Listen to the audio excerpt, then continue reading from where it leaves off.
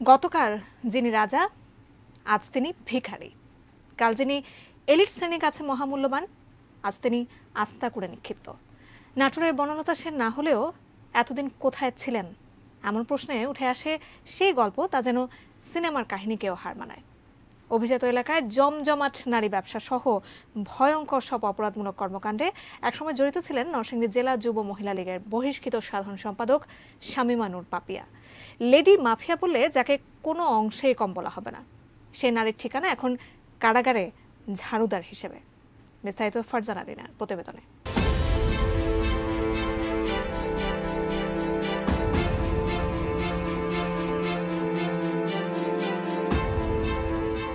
কারাগারে থেকেও বছর চারেক পরে এ যেন এক অভিনব প্রত্যাবর্তন। একসময় যাদের মদদে অখ্যাত শামীমা নূর পাপিয়া হয়ে উঠেছিলেন সময়ের আলোকিত নেত্রী, দেরিতে হলেও ঘুম ভেঙেছিল সেসব নেতা মহানেতাদের। রাজনীতি তার চিরায়ত নিয়মেই মনে রাখেনি পাপিয়াকে, তবে তিনি আছেন স্বমহিমায় এবং বহাল তবিয়তেই আছেন। কারাগারে থেকেও জানান দিচ্ছেন নিজের এমনই অস্তিত্বের কথা। কারাগারে দিনযাপনের শুরুর দিনগুলোতে অলস সময়ে নিঃসঙ্গ পাপিয়া নিজেই ছিলেন নিজের সঙ্গী।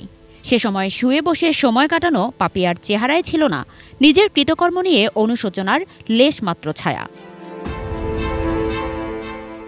মাত্র 4 বছরেই কারাগারেও যেন তিনি পেতে বসেছেন নিজের সাম্রাজ্য। সম্প্রতি সেই পাতানো সাম্রাজ্যের ফাঁদে পড়েছেন আরেক বন্দী শিক্ষানবিশ আইনজীবী রুনা লায়লা। আর তারপর থেকেই বেরিয়ে আসছে কারাগারে একের পর এক পাপিয়া কাণ্ড। রুনা লায়লার ঘটনাকে কেন্দ্র করে গত 3 জুলাই কুমিল্লা কেন্দ্রীয় কারাগারে স্থানান্তর করা হয়েছে যুব মহিলা লীগের সাবেক নেত্রী শামীমা নূর পাপিয়াকে।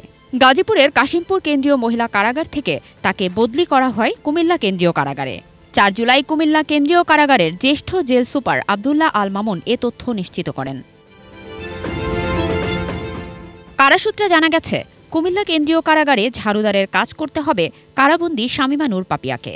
এই কারাগারে 2টি কাজই রয়েছে, ঝাড়ু দেওয়া এবং নকশি কাঁথা সেলাই। জেলবিধি অনুযায়ী বন্দী মহিলাদের জন্য কাজ করা বাধ্যতামূলক, কিন্তু প্রাথমিকভাবে নকশি কাঁথার কাজ সবাই পারে না, তাই শুরুতে ঝাড়ুদারের কাজই করতে হয়। সে অনুযায়ী পাপিয়াকে ঝাড়ুদারের কাজই করতে হবে। কারা কর্তৃপক্ষ আরও জানিয়েছে, প্রায় 40 মাস ধরে শামীমা নূর পাপিয়া গাজীপুরের কাশিমপুর কেন্দ্রীয় কারাগারে বন্দী ছিলেন। 27 বছরের সাজাপ্রাপ্ত কয়েদি হিসেবে জেলবিধি অনুযায়ী তাকে রাইটার হিসেবে নিযুক্ত করা হয়েছিল। জেল সুপার আবদুল্লাহ আল মামুন জানিয়েছেন, কাশিমপুর কেন্দ্রীয় কারাগার থেকে প্রিজন ভ্যানে পাপিয়াকে কুমিল্লায় পাঠানো হয়। কুমিল্লার কারাগারটি পুরুষদের। এ কারাগারের একটি অংশে ছোট পরিসরে মহিলা কারাগারে বন্দীদের রাখা হয়।